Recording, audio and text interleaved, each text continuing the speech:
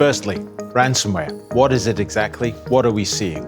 Second, what is a sample of the controls an organization needs to have to prevent and respond? And third, what are some of the key questions directors should be asking of their executives? Ransomware simply is big business for cyber criminals, involving encrypting files on an organization's systems to make them unusable and demanding a ransom payment, usually in Bitcoin, to decrypt the files.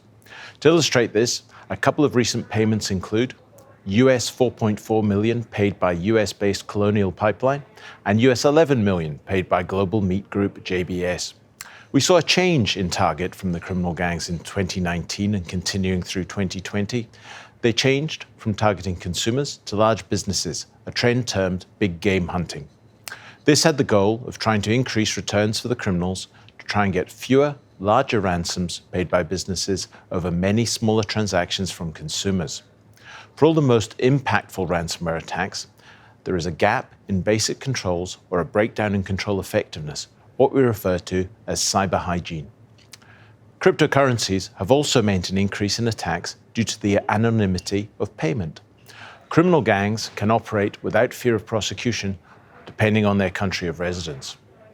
There was also an additional tactic by the criminals which really increased in 2020, with the criminal gangs stealing data from organizations and releasing it en masse or in tranches to the dark web, all aimed at increasing pressure on the organization to pay. In 2020, 79% of these double-hit attacks occurred in the last 6 months of the year, demonstrating how quickly this change in tactics was adopted by many of the ransomware attackers. So what are the controls organizations need to have to prevent and respond? Attackers typically get their initial point of entry to the network via 4 means. First, phishing, which is where an email is sent with a malicious link or attachment with the intent of trying to fool the user into clicking on the link or opening the attachment.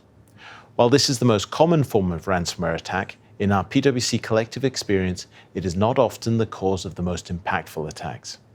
Secondly, credential stuffing involves collecting leaked credentials of a user account and attempting logins to web services using those stolen credentials.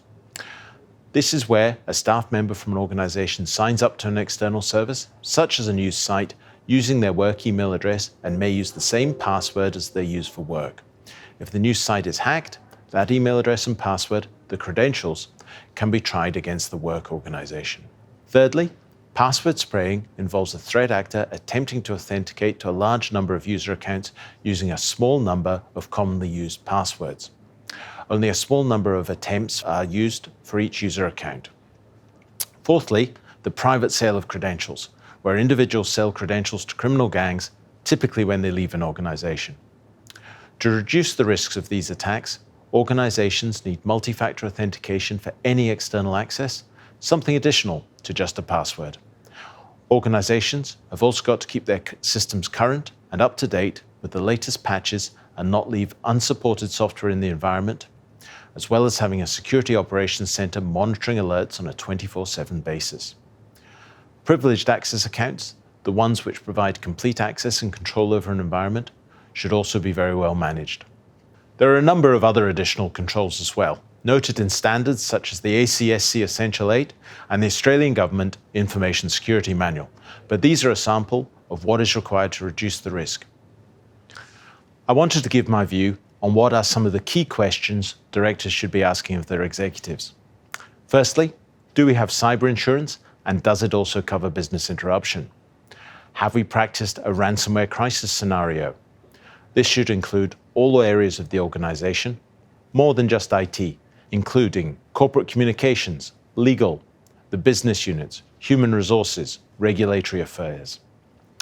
Have we considered whether you would pay a ransom? Important to do before you actually have to do it in the real world incident. Do you know what legacy unsupported technology you have? Is shadow IT prevalent in the environment? What the security team don't know about, they can't put controls over. Do we have a comprehensive list of technology assets? Are your business continuity plans able to go for 4 to 6 weeks? Typically, these cover 48 to 72 hours, but this should be increased to cater for the most impactful ransomware attacks. Have we conducted a ransomware readiness assessment, both technical and other aspects of organizational readiness? This is a real and likely threat to organizations, and work is required for both preventative and responsive controls to minimize the risk and potential disruption.